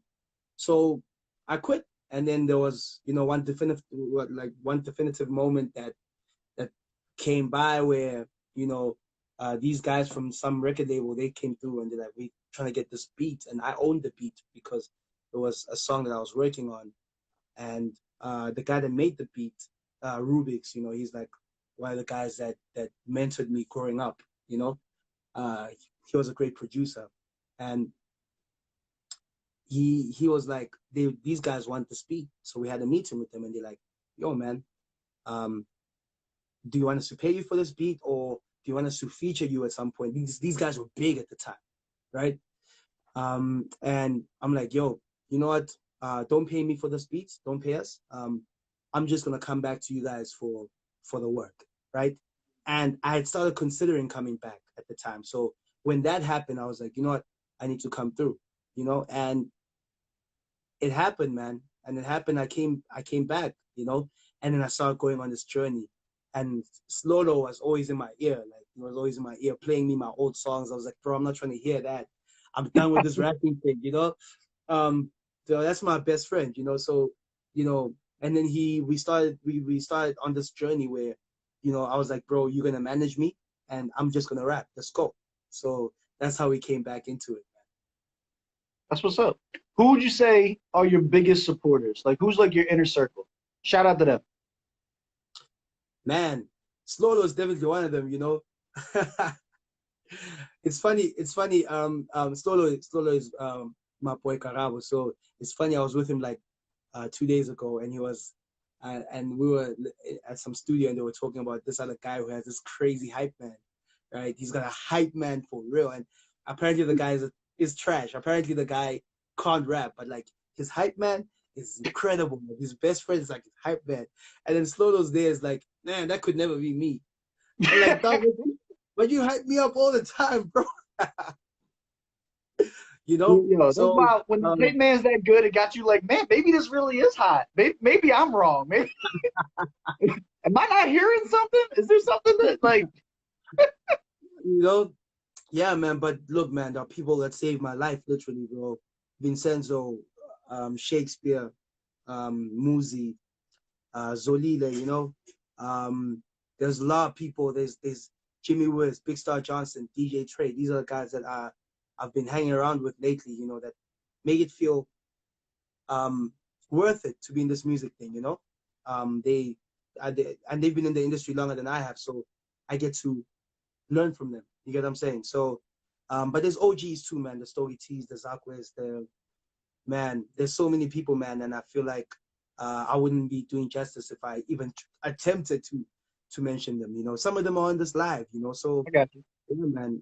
It's been a long journey, but man, great people that I would literally not have been here, man, without these people, for real. Well, salute to them, straight up.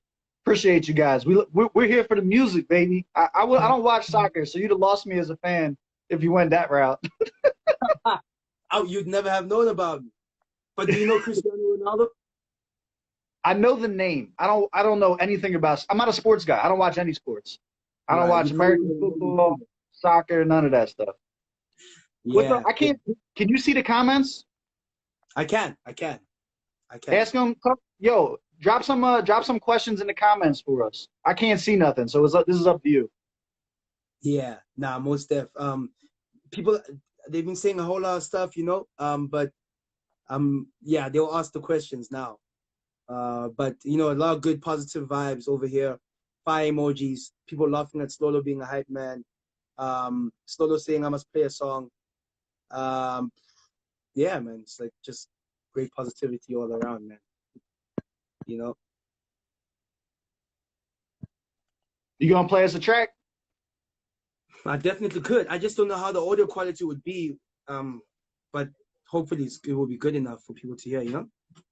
Yeah, play something that I wouldn't want to feature on my channel because I don't want you ruining my reaction. Hold up. So playing something that you wouldn't want on your channel. Yeah, because the stuff that I want on my channel, I want on my channel. I feel you. All right. Let's see, man. I'll just play you. Let's see. Where's it at? I'll small on my feet. Big shout out to all the people who tuned into the live one more time. Shout out to Steve. Shout out to Steve's people also. It's coming, bro. It's coming. What's it called? It's called Don't Go. There you go.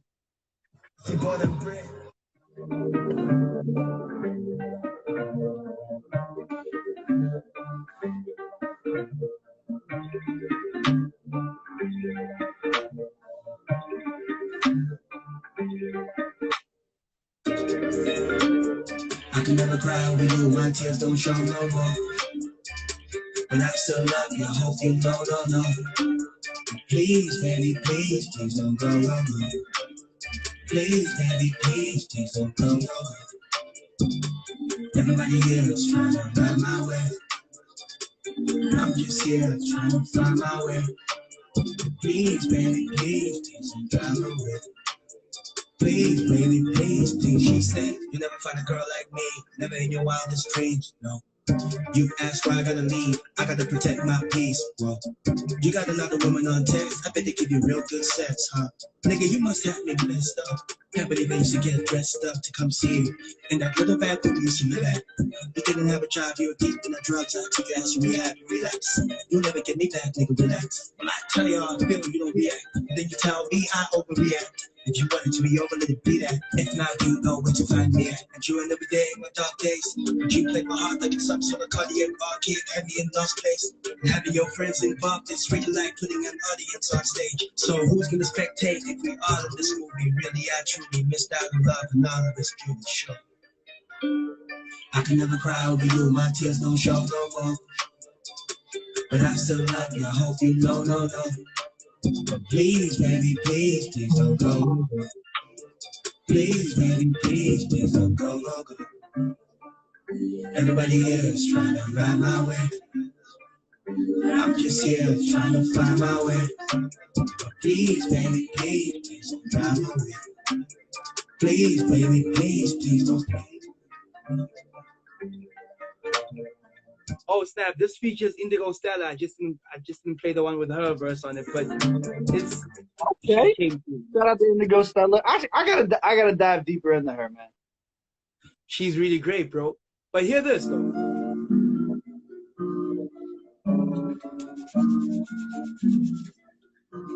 Exclusive. Oh, let's go. Let's go. Malian the bees are upper, Malian the bees are upper echelon, upper echelon, upper. Dreams of a diamond neck piece, dreams of all black X6, upper echelon, upper. Money very long, upper. The money don't wait, the money don't wait. Little nigga, how long you gonna take? You gotta get it now, you gotta get it now, you gotta get it now. She got the thick waist, the beautiful face. And she got her own car and place. You gotta get it now, you gotta get it now, you gotta get it now. I was in the limbo, gotta get in the limo. All black in the windows, rolling down, let the wind blow. Life's good, no my booty. If I'm with the Jimbos, I don't wanna be hood rich. I need 6 figures in cold, hard cash, big racks, big stacks, big stash. Do my own show, the whole thing packed. I think that's impact. You better piss quick through and let them know. He gave the judge a front and below, so they drop the charges and let him go. See, everyone's willing to sell their soul. I love a woman with confidence, who doesn't rely on your compliments, who doesn't rely on the nigga to pay for the things on her shopping list. I love a girl who does not pretend, draws you closer like architect. And when she looks in the mirror, what she sees is sexy and opulent. Maliani bees are upper, Maliani bees are upper echelon, upper echelon, upper.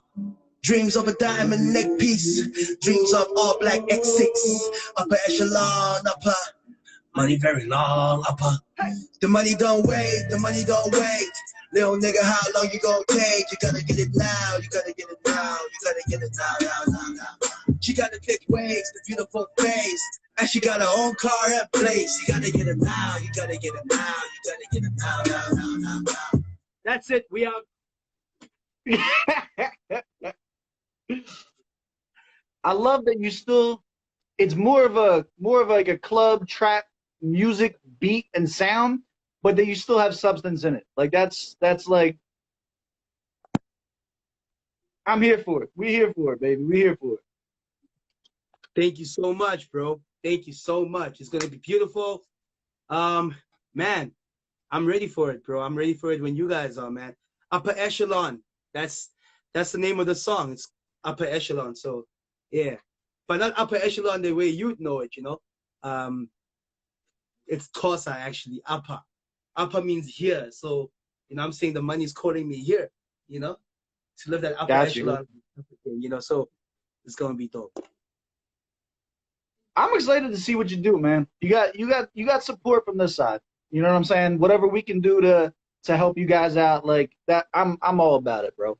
It's all about putting the highlight on the artists that deserve to have the highlights. I appreciate it. It's simple as that, man. Appreciate it so much, bro. And I hope you know everybody's gonna mess with 20 Flow. Actually, man, can I bump one more thing? It's your live, bro. Go off. I really want to bump this. Where's it at?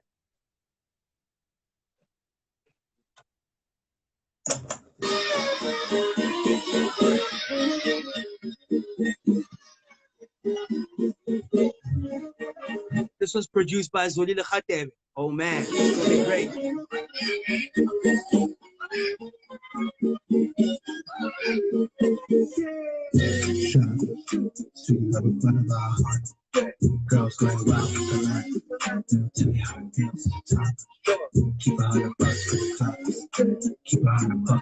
hops.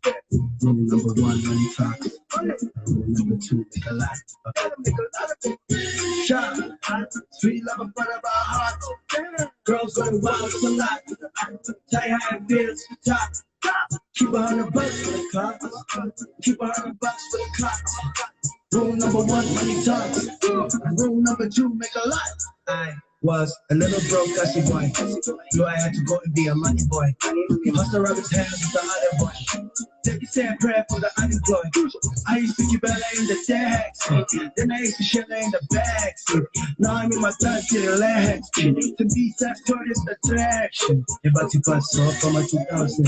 And the party don't stop, I'm a full aspect. When you tell I'm a flop, to the full aspect. I'm a F-boy, travel, I'm a cool get there. And I got a stack, 100 racks. Take it out the back, spend it where we at. In the bag, in the sack, in the food at the back. And the money was a pack, must have put it right in clack. Shot, sweet love in front of our heart. Girls going wild with the light. Let me tell you how it feels sometimes. Keep $100 for the cops. Keep $100 for the cops. Rule number one, money talks. Rule number two, make a lot of it.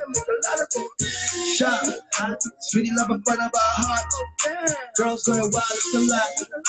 Tell you how it feels for top. Keep $100 for the cops. Keep $100 for the cops. Rule number one, money talks.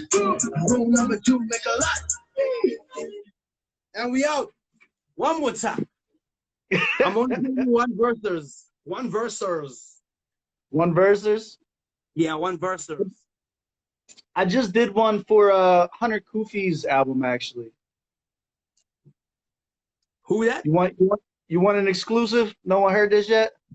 Man, play that, bro. Oh, I ain't got nothing to play with. All my shit's acapella. So that's the brand. Our brand, like I said, for my channel that I'm trying to bring back is that street shit. Is when we were on the fucking corners, no beats, no nothing, just go on and just go off so that the focus is on the lyrics. You feel me? I feel you. So I did like a little intro track that he got like leading up into the album and shit like that. Check me. I got bless you with a little something exclusive since you gave us some, right? Keep in mind, I'm just a reactor. I'm just a reactor. Chill. Look, I said with punches I'm a beast and there ain't no outstriking him. I'm Mike Tyson meets Klaus Michelson, the original clout liking kid, fighting through hits striking like guts armored on 5 Vicodin. Ain't no outrighting him. I'm spitting like pot farmers, planting dope seeds with a couple of OGs that hold keys thicker than plot armor. Let's make it a lot harder for those lying in they raps. The Roy Mustang flow, baby, it's fire when I snap. No one mild in my pack, just a mob of goonies out to get brains like a zombie movie. Drop a dime on Kufis, I'll shine the Uzis. Let them sit in your throat, baby, haka-loogie. No time for goofies, y'all mini with y'all cap. Disney-ass hoods building whole cities off of rats. Let's go. Just a quick 16. I just dropped just some fire emojis, bro. Bars. That's the John for, I got a Hunter Kufi's album coming out soon that he did like a whole big collaboration with a bunch of people and shit like that. He asked me to drop some shit for it. Dope, bro. That's lit, bro. I see what you're talking about when you talk about you come from the battle rap era, bro. I see the aggression. It's a whole thing. I can't knock it, man. I can't get rid of it. It's in me. Dope, bro. I feel you, man. Yo, man, I really appreciate you coming to, I don't even know whose live is it. Is it mine or is it yours? But it's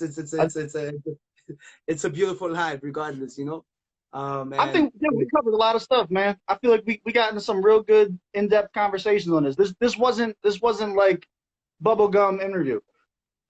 You know Facts, what I'm saying? Facts. And it's so important, bro. It's so important that we have conversations like these, Steve. I think not enough interviews allow us the platform to speak on things that really matter. It's always about what single you're dropping, what's right, what is the single about. It's all PR, but I think life is realer than that, and I think as artists we appreciate it when people are willing to listen to what we have to say, even beyond the music, because we humans before we are musicians. You know what I'm saying? Facts. Big facts. I like it, man. I'm into this too. Like the idea of, bro, I started doing this 5 months ago. Less than 5 months ago, March 23rd. I started doing this. If you'd have told me in 5 months I'd be hopping on lives with artists and shit like that, and like the channel would actually mean something to somebody, and I would be able to use my platform to help people out, like I don't know that I would have, like I probably would have seen it coming down the future, but not that quick. So like anybody that's in the comment section right now and is watching this and shit like that, like yo, if there's something you want to do, just start doing it, because you never know what's gonna happen in a short amount of time, man. You just never know, bro. You never know, bro. Know. Yeah. So we really appreciate it, bro. Really, really appreciate it, dog. And yeah, man, this I've got a goodbye song. So, you know. All right, I'm gonna try and read some of these comments. I can see them now, but they don't scroll for me. So play the song. I'm gonna try and catch up and see what I've been missing. All right, cool. Yo, if we never get to speak again, guys, it's all love, you know. And make sure you go stream this song here. It's called Free Mode, and this is how we say goodbye. Shout out to Steve. Shout out to everybody that's tuned in, bro. I really appreciate you. Steve Volvo, you gotta get a T-shirt with the name Steve Volvo. Oh, it's part of the merch. It's coming out. The Steve Volvo is coming as part of the church. And the VOVO must be in capital letters. Steve Volvo. I'm with it. Volvo. It's like a Volvo. It's like a Volvo without the L. That's you. You don't take L. You Steve Volvo. Tell him again. Let him know. Talk to him. Nah, that's it. I appreciate you, my guy. Shout out to Vincenzo again for setting this up, for reaching out to me. Shout out to all the Touchline fans. Everybody on Twitter who helped spread the hashtag flowers for Touchline. That was super dope, seeing everybody come out and support that shit. The whole GS gang that is behind you. Like I said, my people support you guys. And look, if there's ever anything that we can do, you know, I'm only a DM away. You feel me? I feel you, bro. I feel you. Steve Volvo. Hold up. I'm just typing this quick. They need to know. Like that. Steve Volvo. Yeah. Everybody's got it, bro. Everybody's got it. They say it exactly the way it needs to be said. You know what I'm saying? So shout out to everybody. Steve Volvo, one love, bro.